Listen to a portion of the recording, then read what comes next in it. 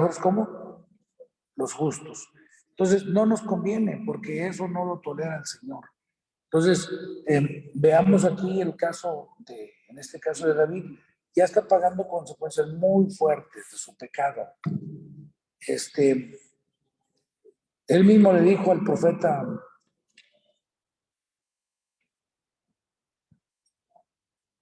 que lo enjuició, o que lo disciplinó, cuando le puso la parábola del hombre que había recibido el instante aquel. ¿Cómo se llama el profeta? ¿No era Agabo, no? No, ¿verdad? El profeta Natán, él mismo le dijo, ¿tú qué piensas que se debe hacer a tal hombre? Dijo, pues que pague 4 veces. Y él mismo dictó la sentencia, todo de acuerdo al principio de la ley bíblica, ¿sí? O sea, David era un hombre que amaba la ley. Sin embargo, conocer la palabra por sí sola no te libra. Necesitas combinar el conocimiento de la palabra con la comunión con Dios a través de la oración. ¿Se entiende eso? ¿Con qué? Con la comunión con Dios a través de la oración. Eso es muy importante que lo notemos, que lo tomemos en cuenta. Porque de repente se nos pasa a entender que la vida espiritual es mucho más que teología, mucho más que conocimiento intelectual. Es un conocimiento superior, un conocimiento que viene de la relación con el Señor. ¿De qué? De la relación con el Señor. Entonces, es muy importante que nosotros lo acotemos eso, nosotros chequemos ese asunto. Y por otro lado, es bueno estar bajo autoridad, no como una cuestión de legalismos, ni de, pues no me queda de otra, sino de una relación que sale del corazón, aceptando a las personas que tienen, les he dicho yo algunas veces, cuando queremos el perfume tenemos que aceptar el depósito en el que viene. Cuando queremos el tesoro tenemos que aceptar la vasija. ¿Se entiende eso? Tienes que aceptar la vasija. Entonces, los hombres de la Biblia, vez tras vez vas a encontrarlos fallando. El que quieras, puedes estudiar prácticamente el que quieras, exceptuando a Jesucristo. Digo, lo puedes estudiar, pero no lo vas a encontrar fallando en el proyecto de Dios. A lo mejor va a fallar en las expectativas de los hombres. Escuchen eso. Pero una cosa es fallar en las expectativas de las personas, lo cual no es pecado o no siempre es pecado. Y otra cosa es fallarle a Dios. Nosotros podemos fallar las expectativas de la gente. Yo les he puesto la anécdota, aquella donde pues la gente siempre esperaba, ¿no?, que hasta me quedara sin dinero con tal de prestarles dinero para suplir sus necesidades. Y en algunas ocasiones se fueron con todo el dinero, la mayor parte, con todo el dinero. Perdí oveja y perdí dinero. Y lo que más me pudo a lo mejor fue el dinero. Sinceramente, porque pues me dejaron sin comer, no solo a mí, sino hasta a la familia. Yo por menso, por andar creyendo que no, entre semanas se la regresan, pastor. Entonces, en ese particular, a veces la gente abusa. Así como a veces se quejan del abuso de los pastores, hay abuso de la oveja, de la gente. Entonces, pero ese no es el tema, es otro tema y otra historia y otra ofrenda. Ahorita estamos hablando de David y las consecuencias que tiene a causa de su pecado, ¿sí? Y les decía yo que algo que fue sucediendo con David fue que se hizo muy pasalón. ¿Se hizo muy qué? Muy pasalón, pero en extremo. Al grado que cuando su hijo Amnón viola a Tamar, él no hace nada. Él no corrige. Él debió de haber metido en cintura al muchacho. No sé si matarlo o azotarlo o hacerle algo, porque tenía que dejar un ejemplo y un precedente para los que venían detrás de él, ¿verdad? Y a lo mejor quitarlo hasta de la sucesión al trono por malvado. A Israel no le convenió un malvado como rey, ¿sí? Pero David actuó socarronamente y eso desató un sentimiento de injusticia en Absalón. Fíjate que sin entenderlo y sin quererlo echó a perder a un buen hombre. Primero, echó a perder a Absalón, digo a este otro Amnón, por consentirlo tanto.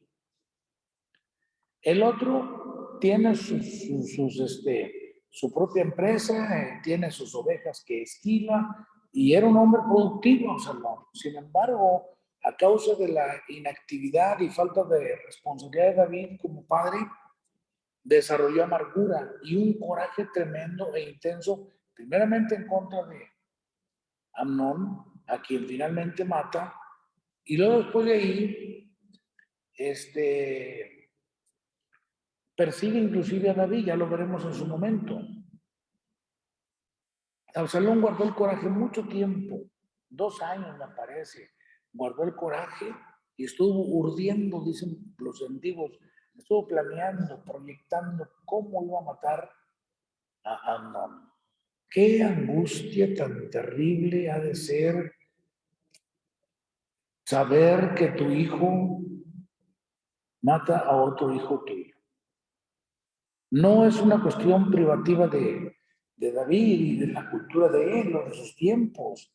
Eso, los fratricidios siguen sucediendo en la época actual por muchas y diferentes cosas, pero tiene mucho que ver con los padres, quienes a veces consciente, casi siempre inconscientemente, yo no creo que David hubiera estado consciente del mal que estaba generando, número uno, cuando se mete con la esposa de su amigo, porque esa era esposa de su amigo. Su amigo no sé cuántas mujeres tendría, a lo mejor era la única, ¿verdad? Era un señor viejo igual que David, por lo que leemos, no era joven el hombre, la mujer al parecer sí era joven, entonces, pero era amigo de los que habían andado en la cueva de Adulán, de los que se habían juntado con David, entre los amargados, entre los perseguidos, entre los endeudados. Ahí estaba este señor. Era amigo del papá, del abuelo de, de Betsabé, ¿sí? O sea, es una cuestión donde defraudó a mucha gente. Sin embargo, las consecuencias se le vinieron encima. Yo creo las más dolorosas fue cuando empezó a ver los resultados nefastos en su propia sangre, entre sus propios hijos. Una violencia infame, horrible. Un hijo violando a su hermana o hija misma de David y el otro matando a su propio hermano de la misma sangre de David y el hijo primogénito, Amnón. Entonces aquí en este particular vemos nosotros que Absalón le dice a sus trabajadores, miren, cuando Amnón esté alegre a causa del vino, traducción cuando esté borracho, cuando esté borracho. Y esto creo que lo aclaré en la clase pasada porque de repente nosotros los cristianos en Latinoamérica somos abstemios. ¿Qué somos? ¿Qué significa eso? Que no tomamos licor. Deliberadamente muchos lo hacemos por motivo propio. Hay quienes lo hacen porque pues parece que en la iglesia se los prohíben, ¿no? Y la gente dice, no, pues es que en la iglesia, otros no, es que no está está el pastor, no, es que me regaña la gente, me regaña el pastor. No, mi estimado, lo que tú hagas, hazlo como para el Señor. Y lo que no hagas, no lo hagas como para el Señor. Punto. Porque como puedes ver, los judíos, los descendientes de Abraham, tomaban y toman. Anótelo. Entonces, bueno, tomar. Yo no estoy diciendo ni que sea bueno ni que sea malo, estoy diciendo lo que ellos hacían. Y vea las consecuencias. Amnón, si hubiera sabido que lo iban a matar cuando estuviera borracho, no se emborracha, ¿verdad? Si hubiera dicho, y cuando esté borracho lo matan, pues no me borracho, me salgo bueno y sano y no me van a matar, porque ¿cómo le hacen? Tal vez esperaron que se emborrachara porque posiblemente al ser el primogénito y que tal vez lo habían estado preparando para el reinado, pues tenía que estar preparado en las artes de la guerra. Posiblemente era bueno para la espada, no lo sé. Pero Absalón dijo, cuando esté borracho, lo matan. Entonces lo mataron. Qué triste situación. Ahí nomás lo que estoy subiendo es qué triste situación para David. Cuánto dolor. Y cuánta vergüenza. Entonces aquí en este particular, David se entera de la muerte de su primogénito. Estando ellos en camino, los hijos, todos los hijos del rey que habían huido en sus mulas, cuando supieron que andaban matando a Absalón, pues pues agarraron cada quien su burra y no se quedaron a cenar, ni se quedaron a la pachanga, ni la tornamesa, ni nada. Vámonos. Se subieron a sus animalitos y vámonos. Entonces iba el lloradero y el gritadero en el camino y aparte de ellos la gente que los acompañaba, porque pues, eran príncipes, obvio que no iban solos.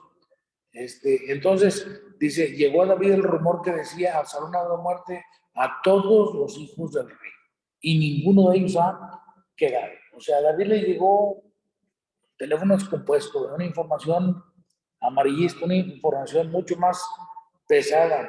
Entonces, aquí vemos como a David dice que levantándose rasgó sus vestidos, se echó en tierra, y todos los criados de él que estaban con él también hicieron lo mismo. Pero Jonadab, canijo sabía, Jonadab sabía la historia. Jonadab, hijo de Simea, hermano de David, habló y dijo, no diga mi señor que han dado muerte a todos los jóvenes hijos del rey, pues solo no ha nacido muerto, porque por mandato de Absalón, esto había sido determinado desde el día que Amnón forzó a Tamar, su hermana. Por tanto, ahora no ponga mi señor rey en su corazón ese rumor que dice, todos los hijos del rey han sido muertos, porque solo Amnón ha sido muerto y Absalón huyó. Entre tanto, alzando sus ojos, el joven que estaba de atalaya miró, y aquí mucha gente que venía por el camino de sus espaldas, al lado del monte, y dijo al rey, he ahí los hijos del rey que vienen. Es así como tu siervo ha dicho. Cuando él acabó de hablar, he aquí los hijos del rey que vinieron, y alzando su voz lloraron, y también el mismo rey y todos los siervos lloraron con muy grandes lamentos. No necesito describirles, ya les dije, cuánto dolor. Uno pensaría que a los hermanos no les pasan desgracias, que a los cristianos no les sobrevienen males. A veces, y no se digan los cristianos latinos, los cristianos latinos somos muy doble cara. Vivimos mal y queremos que nos vaya bien. Y somos crueles. Cuando hay alguien que le salen las cosas mal, lo que tú quieras. Entre los cristianos latinos, por ejemplo, el divorcio es muy mal visto. Cuando alguien llega a divorciarse, tanto al hombre como a la mujer lo hacen perro del mal. Son situaciones humanas que suceden. Ni se escandalicen. Mejor lo que deben de hacer es tener temor de Dios. A veces tenemos hogares de fachada. Así vive la gente en el mundo. Así viven algunos en el Evangelio. No soy ni un pujido, ¿verdad? Pero es cierto, ¿verdad? Y por eso yo les he enseñado hace mucho tiempo que el matrimonio no depende nada más de uno. A veces el abuso está en que al cabo es cristiano y órale, échale, que al cabo tiene que aguantar. O al cabo es cristiana y dale duro, que al cabo, ¿qué? Tiene que aguantar porque en la Biblia no se permite el divorcio. No, mano, no se equivoque. El divorcio está regularizado en las Sagradas Escrituras. No se equivoque. Entonces lo sugiere, pastor. No sugiero el divorcio. Es más, no sugiero ni el matrimonio. Yo conozco pastores alcahuetes y pastoras alcahuetas que andan ahí son sacando a las muchachitas y los muchachitos y haciendo parejitas en las congregaciones. Eso está muy mal. Eso está muy mal. Deben de aconsejar y deben de promover que se fijen bien unos y otros y tengan temor de Dios. No basta ser hombre o ser mujer para casarse o para una relación de pareja, no. Tienen que tener los mismos ideales de ser posible, tienen que seguir las mismas metas y objetivos. Dice la Biblia, no unáis en yugo desigual. Y no solo tiene que ver con la cuestión de la fe, tiene que ver con proyectos de vida y muchas otras cuestiones. ¿Se entiende eso? Y tanto uno como el otro deben de cultivar la relación y cuidarla. ¿Se entiende eso? ¿Deben de qué? Cultivar la relación y cuidarla. Cada quien cumpliendo con sus roles que debe de cumplir. Punto. ¿Sí? Sí nos llegan porque es el punto donde estoy, sí nos llegan las desgracias. Y desgracias muy fuertes. Tenemos que aprender a ser íntegros y honestos, enseñarles a nuestros hijos un evangelio práctico, no estereotipado, no fantasioso, lo que es, y corregirlos, enseñarlos a trabajar, enseñarlos a escuchar las sagradas escrituras, la enseñanza, a vivir bajo autoridad, a que lo que tienen se lo ganen. Bueno, o sea, sean gente que granjean. Digan conmigo, sean gente que... ¿Gente que qué? No, la típica, no digo que todos, pero una gran cantidad de jóvenes, de jovencitos, adolescentes hoy, como que la vida les debe todo, como que tenemos que darles todo porque ¿para qué los trajimos al mundo? Ahora hay que pagarles por haberlos traído y darles todo. Lo malo es que les das todo y cuando no estés tú, se los va a comer el mundo. Se los va a comer otros más vivales que ellos. ¿Entiendes? Entonces tienes que entrenarlos para la vida. Tú decides si entrenas campeones o entrenas perdedores. Entonces, aquí en este particular vemos las consecuencias. Le llega la desgracia a la casa de David. Desde la desgracia la empezó a trabajar, no cuando se metió con Betsabé, voy a decirles una barbaridad, un atrevimiento muy fuerte. No cuando se mete con Betsabé, no. David tenía un corazón no que no tenía compromiso, excepto con Dios. Pero cuando uno tiene un compromiso con otra persona, tiene que ser una persona de compromiso y cumplir lo que dice. Por eso David pues agarraba a una y agarraba a otra. Y bueno, pues en su cultura se puede. En su cultura se puede, porque es otra mentalidad. No es cuestión de dinero, falta de dinero, es cuestión de la formación. Alguien dirá, ahora resulta entonces que el pecado es cultural, pastor. No, es que el pecado que Dios le implica a David no tiene que ver con la mujer, tiene que ver con el cómo la toma, cómo cobardemente manda matar a Urías y cómo estando la mujer casada con Urías, él adultera, fornica con ella y de esa manera adultera. Entonces, está mal, la mujer casada es sagrada. A ver, mujeres casadas digan, soy sagrada. ¿Por qué eres sagrada? Porque está reservada para un hombre. Eres el santuario de tu marido. Nada más. Pero tienes que cumplir el deber conyugal. Ojalá y lo hagas por placer y no por obligación. Porque si no, tú misma estás abriéndole puertas al enemigo. Porque estás fallando en cumplir tus compromisos. Es que esto, es que el otro, es que las hormonas, pues atiéndase, vaya con el ginecólogo, la ginecóloga, no hay pretextos. Y no se diga en la ciudad donde vivimos. Oigan, las pobres mujeres, perdón que lo voy a decir, pero pues lo voy a decir, pues ya ni modo, ya lo traigo aquí en la punta del lengua. Las pobres mujeres que viven en comunidades rurales, donde para llegar a una clínica, para ir a consultar con un médico, tienen que deshacerse, no sé, no solo de la consulta, del, ¿cómo se llama?, del gasto, de lo que cobra el médico, sino hasta para el transporte, porque hay que salir del ejido, del rancho, entiéndase, transportarse a la carretera, de la carretera agarrar rumbo a donde hay un hospital. Es un show. Así que las pobres mujeres hoy ni entienden qué les pasa, pero en las grandes ciudades hay donde quiera hay clínicas, donde quiera hay posibilidad de ser atendidas o atendidos. No hay por qué vivir mal. Entonces, en ese particular encontramos, David tuvo el gran problema desde antes, porque él tenía un corazón que no se comprometía. Y empezó a meter una mujer y luego otra mujer y otra. Y empezó a meter diferentes familias, diferentes sangres. Diferentes sangres. Y olvídate, salieron diferentes temperamentos y diferentes situaciones. Y obviamente de por sí, a veces por los trabajos que tenemos, por que algunos salen en la mañana a las 6 de la mañana y regresan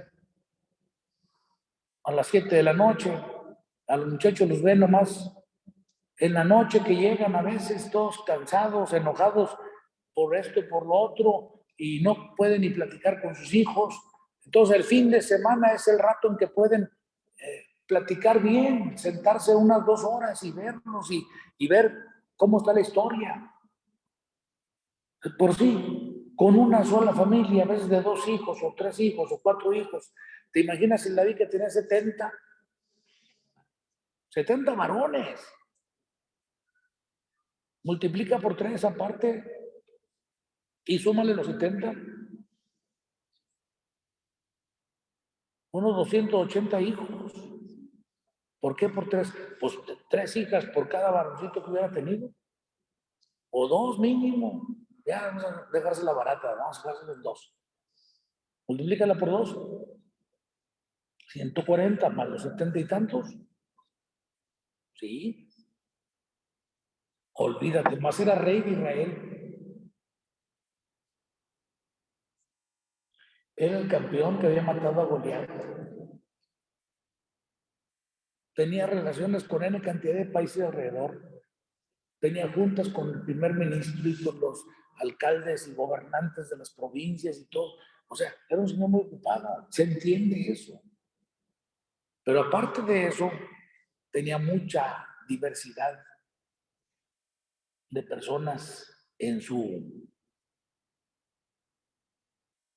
grupo familiar. Obviamente se crearon grandes problemas. No supo qué hacer con Amnón y Tamar. No quiso hacer el ridículo y quiso tapar el sol con un dedo. Eso quedó como un pecado de familia. Pero eso creó un resentimiento tremendo en Absalón. Y Absalón programó cómo matar a este tipo y lo logró. Ahora tienes el gran dolor de ver a David llorando. Tú pensabas que David más cantaba mañanitas. No, también le pegó la llorada. Ay, mis hijos, gritaba David. No era la llorona, era el llorón. ¿Sí? ¿Ustedes han llorado por sus hijos? Pregunto, ¿ustedes han llorado por sus hijos? ¿Sí duelen? ¿Sí duelen las desgracias en los hijos? Pero les garantizo que no han tenido el caso que tuvo David. Espero que no. ¿Te imaginas? Entonces es muy importante, de veras, trabajar en sociedad, marido y mujer, padre y madre, y procurar no poner a los hijos a sopesar la relación de ustedes. Ellos no tienen por qué sopesar la relación de ustedes, las injusticias que tú sientes que tu cónyuge te hace. No tienen ni por qué decir a tu hijo o hija, fíjate, mira a tu papá, oh, es que mira lo que, o mira lo que me dijo, o mira lo que me hace. No los metas. Cuando tú metes a tu hija a sopesar lo que tu papá, lo que su papá te hace, la estás poniendo como si fuera concubina ella. Y tu hija jamás debe jugar el papel de concubina, ni teórica ni prácticamente. No la metas en tus broncas matrimoniales. Son tus broncas. Arréglalas. Tu hijo nunca debes meterlo a sopesar la relación de ustedes como pareja. porque no es tu concubino, es tu hijo. No lo metas a querer juzgarles, porque eso le llama alienación parental, donde hay uno que toma al hijo y lo alinea a sus pensamientos, a sus ideas, y lo hace que actúe mal en contra del otro. Eso es muy malo. Hay hijos que no aguantan la problemática, ¿sabes qué hacen? Se van las drogas, a la borrachera o se suicidan. Listos. Pues tenemos hijos que se suicidan y no encontramos ni por qué se suicidó. Muchas veces los misterios del por qué suceden desgracias como esas está en la relación de la relación de la pareja. No metas a tus hijos en broncas. Procura arreglar de la recámara para adentro sus broncas. Y no a gritos, porque pues ¿de qué sirve que se encierre y está la llegadera? No, o sea, cuando no estén, siéntense a platicar, no cuando están enojados, dejen que se serenen las aguas y frían la cabecita con inteligencia emocional, pongan los puntos sobre las is, con inteligencia, queriendo arreglar,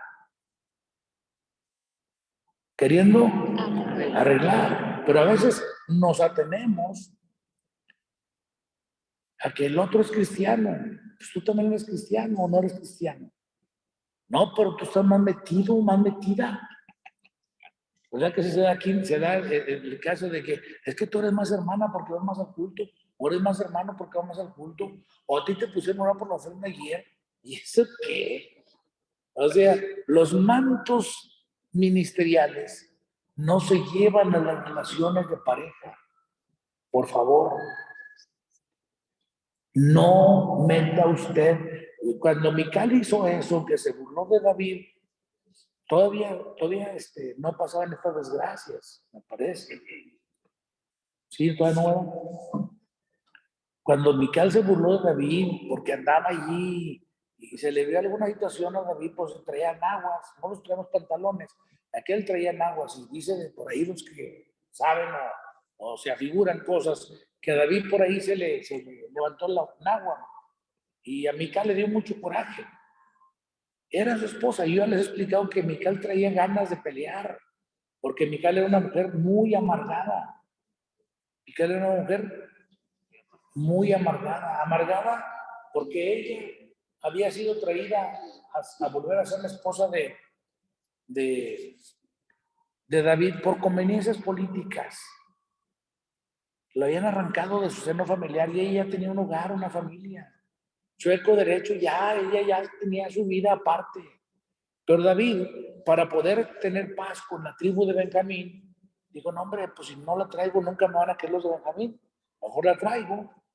Y mira, me van a querer. Y así fue. Tan pronto recibió a Mical, él era rey nada más de la tribu de Judá. Cuando recibió a Mical, todos los de Israel lo aceptan. Ahora sí, ahora va a ser el rey sobre todos. Entonces son conveniencias políticas. Hay familias, hay parejas que viven en paz, no más por el que dirán,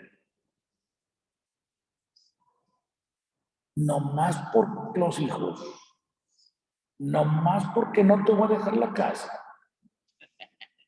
Y no estoy metiendo jiribilla ni malas ideas. No, lo que digo es que deben de corregirse. No es posible que vivan unidos por otra gente. Deben de unirse por ustedes mismos. Y tal vez corrigiéndose ustedes, sus hijos van a corregir sus rumbos. Dije tal vez, no hay garantía. Para que no diga, usted dijo, no, sí dije que tal vez. ¿Verdad? Porque, pues oye, torcimos tanto el camino que crecieron y aprendieron a caminar torcidos. Cuando queremos enderezarlos, siguen torcidos, porque piensan que así es como se deben de andar. Entonces, aquí en este particular, vemos que obviamente Absalón mata a Amnón, o no lo mata él, pero pues por órdenes de él, es muerto, es como si él lo hubiera matado, es un actor intelectual, y se hace fugitivo. ¿Y se hace qué? Fugitivo. Sin embargo, David no le tiene coraje. David está llorando por su hijo Absalón también. O sea, no solo le lloró a Amnón, ahora le llora a Absalón. Y Absalón anda huyendo, es como el hijo pródigo. Nada más que este hijo pródigo trae otras actitudes y otras situaciones. No se le acaban las riquezas, ¿sí?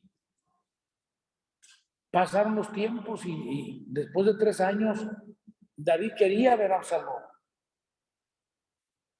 porque ya se le había pasado la tristeza de su hijo Amnón, que había muerto.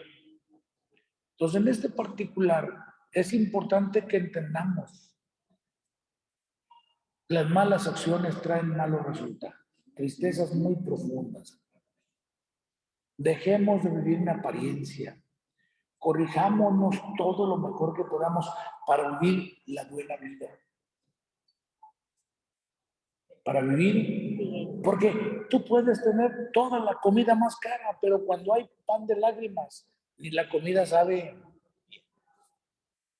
no sabe bien. Entonces necesitamos aprender a vivir lo más en paz, lo más bien que se pueda. ¿Por qué Absalón tenía tanto coraje? Porque tal vez había visto el abandono de David hacia su madre y aparte la violencia que tuvo David de manera indirecta al no hacer justicia con su hermana Tamar. ¿Sí? O sea, a veces son cosas que se van quedando ahí en el alma de la gente. Cuando ya vimos que 3 años estuvo Absalón huyendo y luego viene Joab. Joab es un personaje muy importante. Este es primo de David. ¿Oyeron qué? ¿Joab qué es? Es primo de David, hijo de Sarbia. Sarbia es hermana de David. Esa Sarbia es muy importante. No es hombre.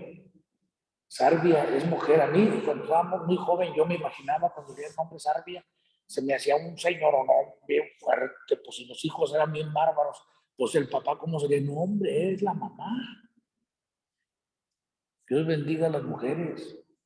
Desarrolló unos hombres y se le menciona a ella. Es muy raro que en la Biblia se mencionen mujeres, sobre todo en esos tiempos de los señores. Ustedes chequen ahorita, nada menos, está el Mundial de Qatar. A ver cuántas mujeres sobresalientes mencionan allá los señores de aquellos países. Casi parece que es un país de puros hombres, ¿no se han fijado? ¿Sí o no? No se ven mujeres casi. Y claro que hay mujeres. ¿Quién es la primer ministro de allá de Qatar?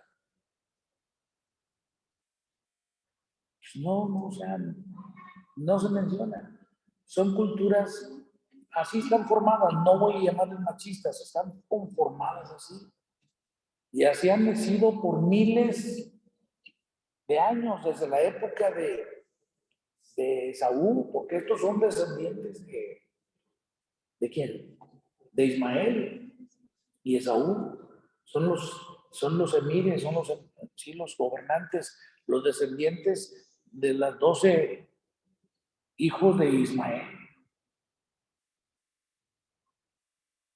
¿Oyeron eso? Y así está configurada la línea de ellos.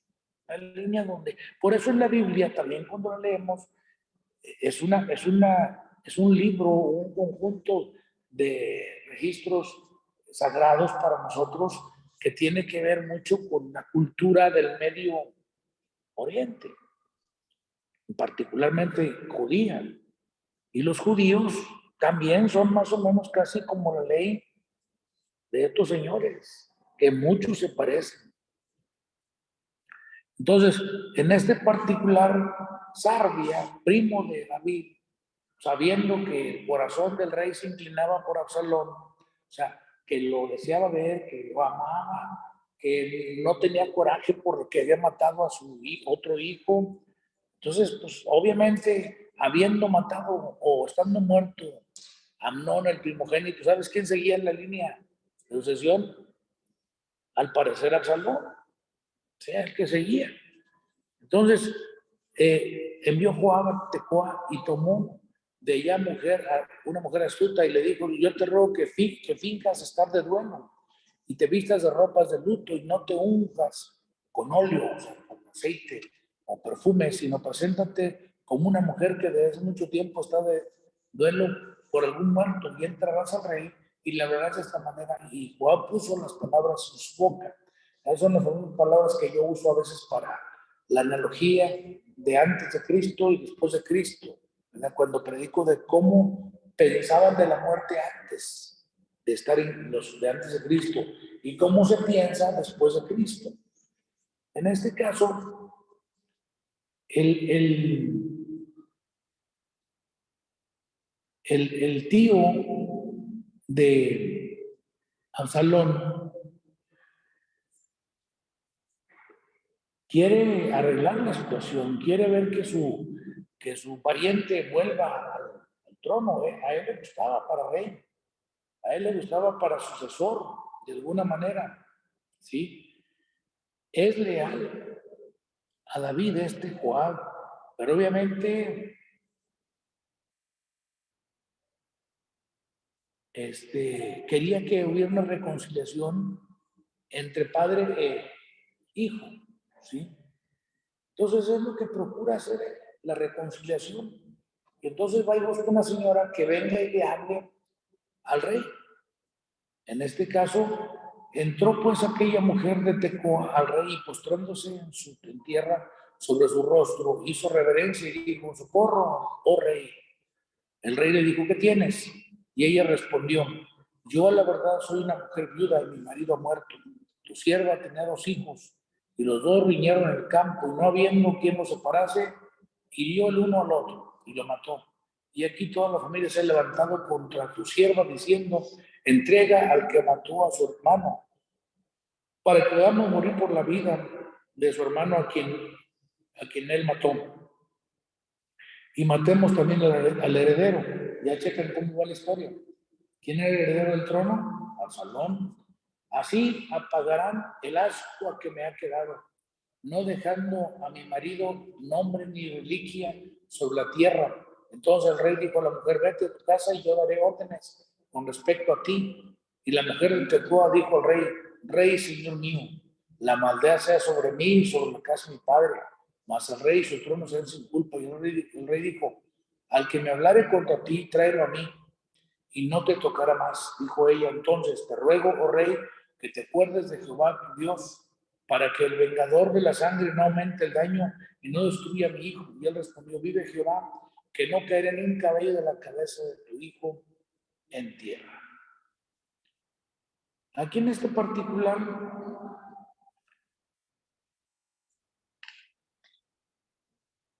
vemos a David, de alguna manera, nosotros no lo vemos así porque no tenemos un sistema monárquico. Hemos leído algunas cuantas historias de la gente que es aprisionada donde hay monarcas. Hace tiempo leí una historia de unas personas mexicanas que creo que habían sido aprendidos en un país donde hay monarcas, pero han sido aprendidos por narcotráfico y estaban sentenciados a muerte por causa del narcotráfico. Hace poco andaba en las redes, también creó un problema de un señor que andaba exhibiendo una bebida de aquí de México, de adrede, sabiendo que en Qatar, si a la Budweiser le dijeron que no iba a vender cerveza, pues ¿quién se creía ese tipo para andar exhibiendo, verdad? Y allá no se andan con miramientos, o sea, dicen que te van a 30 azotes, te los van a dar. Punto. Aquí le decimos al hijo que le vamos a pegar y se nos aparece el DIF y toda la policía. No podemos. ¿Por qué? Pues no, se viene todo el mundo a defender al niño. Si a un perro le queremos sacarle la cocina y también se enoja y nos demanda a la gente por el maltrato animal. Total que vivimos en un país muy curioso. Pero aquí esta mujer está apelando al rey. Está apelando a algo que el rey debía de actuar de alguna manera y le estaba haciendo, por así decirlo, como una clase de trampa. Porque al fin de cuentas ya le dice, te ruego que permitas a tu sierva que hable una palabra. Y el rey le dijo, habla. Entonces la mujer dijo, ¿por qué pues? Fíjate bien, primero le muestra que es una historia de ella, donde es su hijo el que está problemado, que le mató al otro hijo y que ella quiere que le ayude porque la familia de sus parientes quiere que maten a su otro hijo y de esa manera no tenga un heredero. Entonces la mujer le habla a David ya más directamente. Le dice, y la mujer le dice, te ruego que permitas a tu sierva hable una palabra a mi señor el rey. Él dijo, habla. Entonces la mujer dijo, ¿por qué pues has pensado tú cosa semejante contra el pueblo de Dios? Porque hablando el rey esta palabra, se hace culpable a sí mismo, por cuanto el rey no hace volver a su desterrado. Órale. ¿Y esta señora quién era? Como para atreverse a hablarle así al rey. Porque de cierto morimos, dice, y somos como aguas derramadas por tierra que no pueden volver a recogerse. Aquí lo que está diciendo, como dijo el hermano José Alfredo Jiménez, la vida no vale nada. Y el muerto ya está muerto y tú andas haciendo mucho escándalo por el muerto y al que tienes vivo, allá está lejos de ti, lo tienes desterrado. Pues David podía, me explico, porque él era el rey. Nosotros no somos tales como para decir, si nos pasan así, pues hay autoridades. Nosotros podríamos conceder el perdón y entonces la autoridad actuaría en consecuencia de nuestro perdón por ser nosotros los dolientes. Casi, pero tendríamos que apelar a la autoridad. Sin embargo, aquí David, pues sí pues. Porque de cierto morimos, dice, y somos como aguas derramadas por tierra, que no pueden volver a recogerse. Ni Dios quita la vida, sino que provee los medios para no alejar de sí al desterrado. O sea, fíjese qué tremenda señora. No sé si Joab la entrenó tan bien, porque ya no es nomás lo que le digo Joab, ya ella le está echando más, ¿verdad?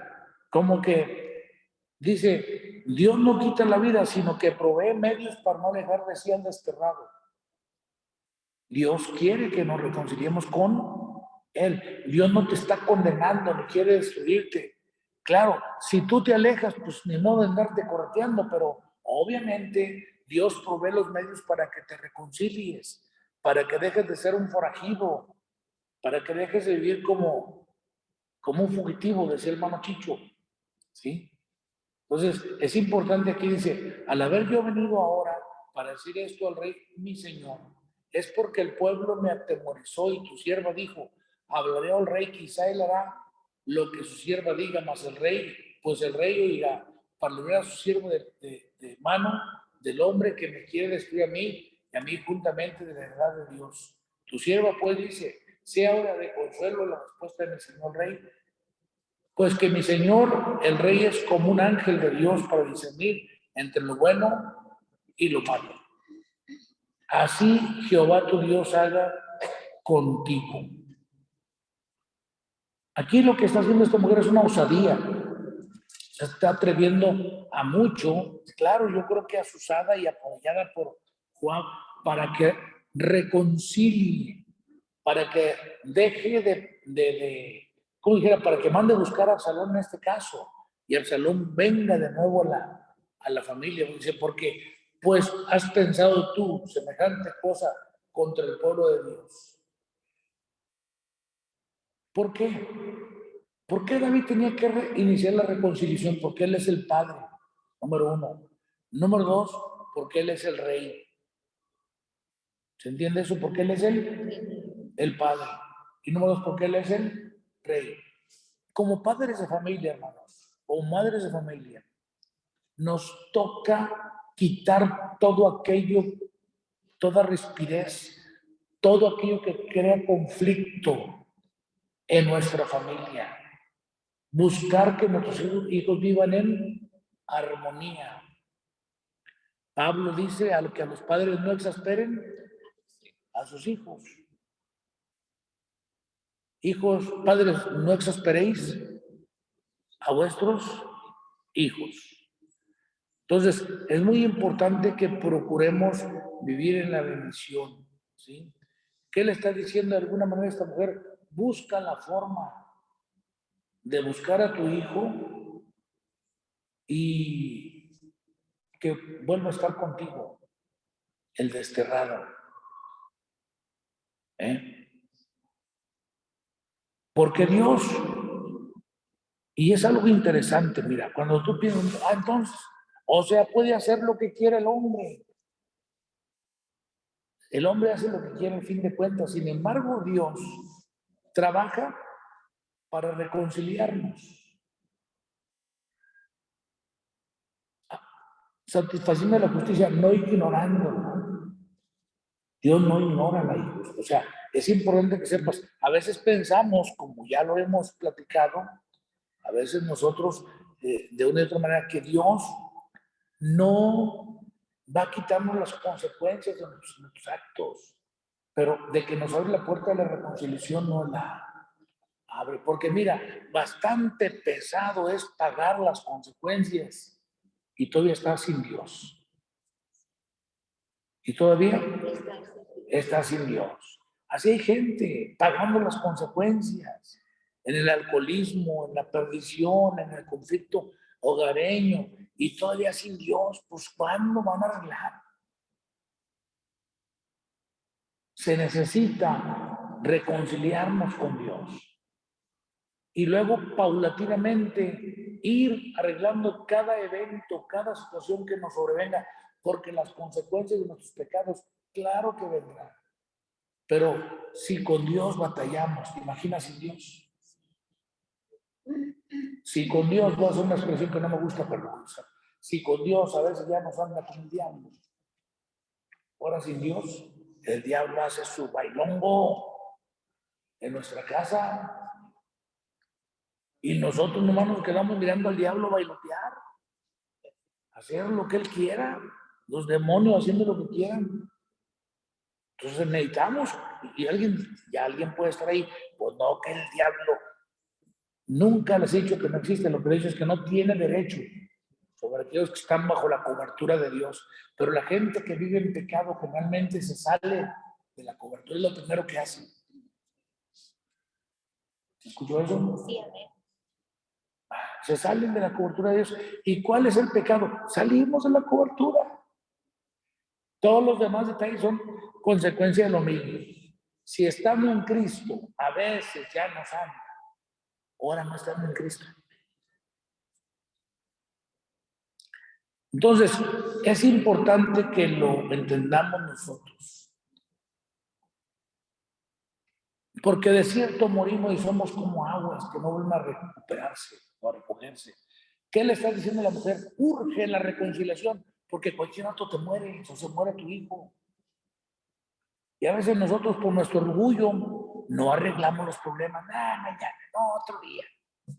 Te mueres, te vas enojado con la familia, te vas sin reconciliarte. ¿A dónde crees que vas? Ahí te la dejo de tarea.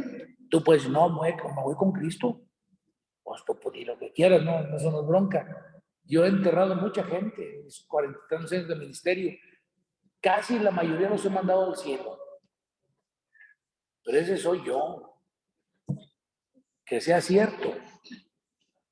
Sabrá Dios. Porque a veces uno habla muy bien por empatía, habla muy bien por tanatología, pero uno dice, sí, ¿verdad que sí? Nomás el que trae, ¿cómo se dice? Nomás el que carga el ataúd sabe lo que va adentro. Entonces, cuidémonos, vivamos reconciliados. No cuesta nada, no te acuestes enojado. Voltea con tu vecino, vecina, no te acuestes enojado o enojado, reconcíliate y vive de continua reconciliación. Vive de continua reconciliación. A veces inclusive hay papás que se enojan con los hijos. Es más, hay papás que inclusive llegan a maldecir, como se dice coloquialmente aquí en México, a echarle la viga, rayarles la madre a los hijos Pues, ¿cómo se atreven a hacer eso los padres? ¿Te imaginas? O sea, están rompiendo todos los paradigmas de lo que debe ser un padre. Un padre debe ser un reconciliador, sobre todo en relación a sus hijos, sobre todo en cuanto a su familia, a sus hijos. Debe ser una persona que procure la paz, la armonía, la reconciliación, que a veces duele y que a veces puede y que a veces pesa, sí, es cierto. Nada más que los hijos generalmente son figurillas que nosotros moldeamos. Los hijos son muchas veces y generalmente figurillas que moldeamos, hablan lo que nos han oído. No, un pujido soy yo, no tan duro. Es que es cierto. Entonces, si de repente los hijos a veces inclusive nos llegan a faltar al respeto, como se coloquialmente, ya es cuando el extremo, porque créeme, los hijos de los cristianos, por poco que sepan, algo de temor tienen de Dios, algo de respeto tienen por sus padres. Nada más que algunos llegan al extremo de que los ponen contra la pared los hijos, a la verdad que hasta los hijos ya no hay ni qué hacer y también truenan, porque si no están en el Evangelio, los principios y valores que tengan finalmente pueden saltarlos. No los justifico, no se equivoquen, pero sí digo que nosotros como padres tenemos una obligación, ser ejemplo para nuestros hijos. Y yo les he dicho muchas veces, y con esto empiezo a concluir, nos equivocamos en el camino. Debemos tener la hombría de saber pedir perdón. No empecé ayer, hace 40 años que les dije, usted debe tener la capacidad de pedirle perdón a su hijo. No, yo chueco derecho. Pues esa cultura de chueco derecho es la que a veces da el traste con las familias. Pero cuando el padre o la madre tiene la capacidad, ¿sabes qué? Me equivoqué, perdón. Sin entrar en detalles, me equivoqué, perdóname. Voy a procurar corregir. Lo voy a hacer. Órale. ¿Sabes qué? En lugar de crecer, de decrecer o de decrecer, creces. En lugar de empequeñecerte, tus hijos te ven más, oye, hombre, es un hombre o una mujer que sabe pedir perdón, que sabe reconocer sus errores. Pero a veces los papás nos ponemos en un papel de que nomás paramos la trampa y chueco derecho, soy su padre. Pero qué bien que sé que no me equivoco. Yo no me equivoco. Hasta cuando me equivoco, lo hago intencionalmente. Entonces los hijos van viendo a un padre o una madre que no, pues no tiene coherencia. Entonces tiene que tener coherencia y el Evangelio tiene la capacidad de hacer eso, de hacerte una persona pensante, coherente, humilde, sabia. Y esa sabiduría, pedir, reconocer los errores, saber reconocer los errores y pedir perdón a los hijos. No, y luego se me van a montar, pastor, si le pido perdón. No, no te van a montar, no le voy a decir, no te vas a agachar, no, ¿sabes qué? Me equivoqué en esto, perdón. Perdóname porque te falté al respeto, perdóname porque te pegué y no debí de haberlo hecho. Pero eso no le quita el garnucho, pues no se lo quita, pero ya por lo menos supiste reconocer. Entonces, en ese particular, es muy importante que aprendamos nosotros a caminar el temor de Dios. Yo creo que por ahí la dejo por hoy. Estudiamos el capítulo.